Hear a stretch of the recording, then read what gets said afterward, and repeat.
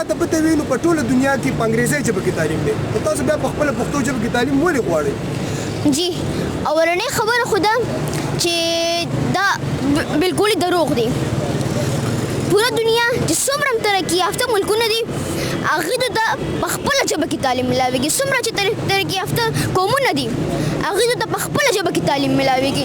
تاسو چاینا والی، روس، جاپان، ایټلی ټولو ته ټولو سکولونو کې ټولو دفترونو کې د ټي وي شوز کانټینټ کې خپل ژبه استعمالیږي.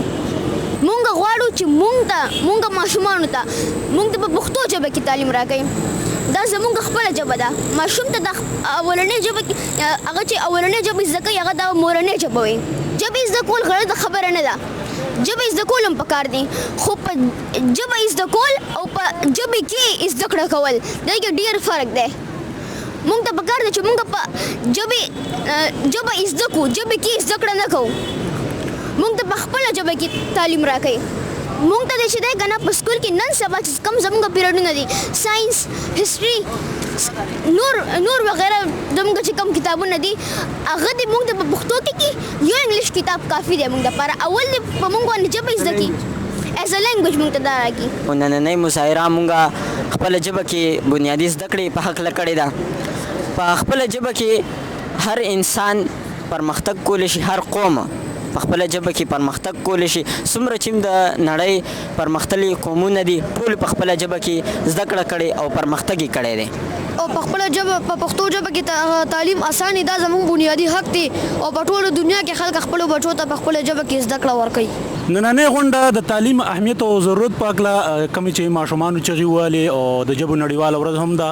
په دې موقع باندې موږ د خپل ولس ته خپل خلکو ته دا پیغام ورکوو چې تاسو وګورئ چې د پښتون قوم د بیل وجود دپاره په خپله ژبه کې بنیادي زده کړه دا لازم ده. په خپله ژبه کې بنیادي زده کړه انسان د خپلې ژبې جامع دود دستور، خپل تاریخ، خپل قوم، خپل بنیاد سره تړي.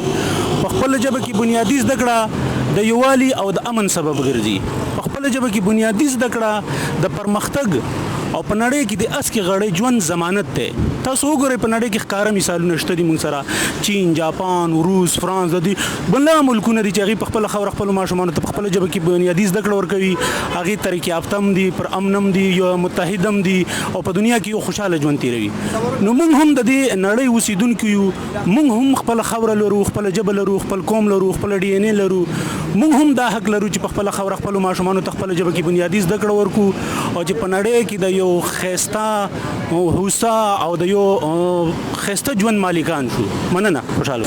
غونډه نن په خپله ژبه کې د زده کړې نه د محرومیت په حساب سره راغونډه شوې ده چې په ټوله نړۍ کې نن په خپله ژبه کې د اهمیت او د خپلې ژبې د خپلواکۍ ورځ منځلې کېږي.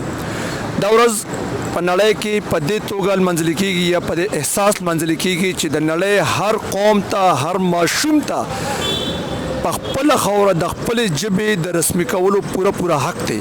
او دا ماشومان چې نن موږ راغونډ کړي دي د دې اولنی مقصد دا دی چې څنګه په ټوله نړۍ کې ماشومانو ته په خپله ژبه کې زده کړه ورکړل کېږي. دغسې په لکونو پښتانه ماشومان هم دا حق لري چې په خپله ژبه کې زده کړه ولري، ځکه چې په خپله ژبه کې زده کړه د قومي پوهې او پرمختګ اولنی پوړی ده. نو موږ د واکدارانو ته دا ښودل غواړو چې تاسو په نوم خو د دې قوم خدمت کوئ خو په حقیقت کې تاسو د قوم د پرمختګ او د خوشحالۍ د ژوند نه لرې ساتئ په دې شکل کې چې دوی مو په خپله ژبه کې د زده کړې نه محروم ساتلي دي.